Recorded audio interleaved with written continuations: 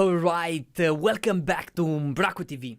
In the next couple of minutes, we'll have a look on how to add members from the back office of our Umbraco installation.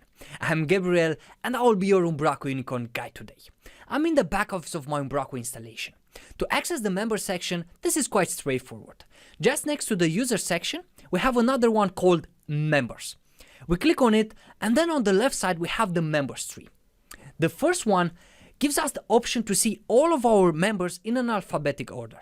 At this moment, I have the view as a list, but there is another option called grid, so we can have as a grid view if it's needed.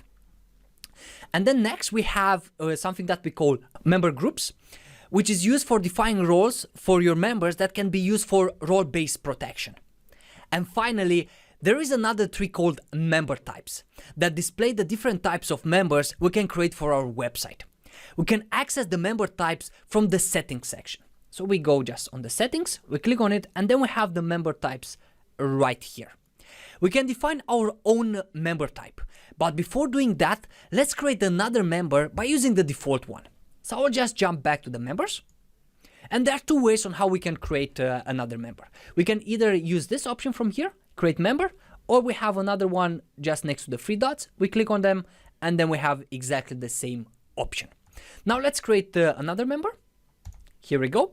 And members have a number of mandatory properties.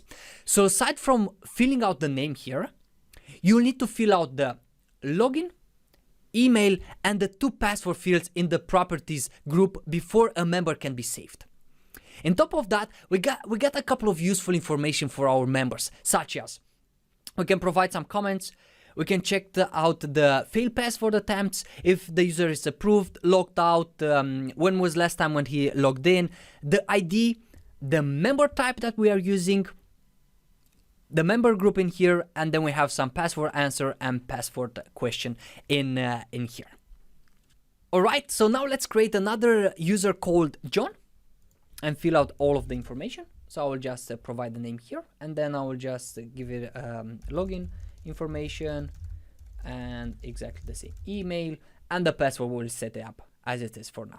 We save it, and as soon as this is done, we can access the new user by going to the all members, accessing all members, and if we have a look, here he goes, John, it's added in here. We can switch to list view if it's needed. So John, it's the user that has been added. Awesome! In the next video, we'll create a new member type and we'll see how we can manage the properties associated with our members. So see you soon.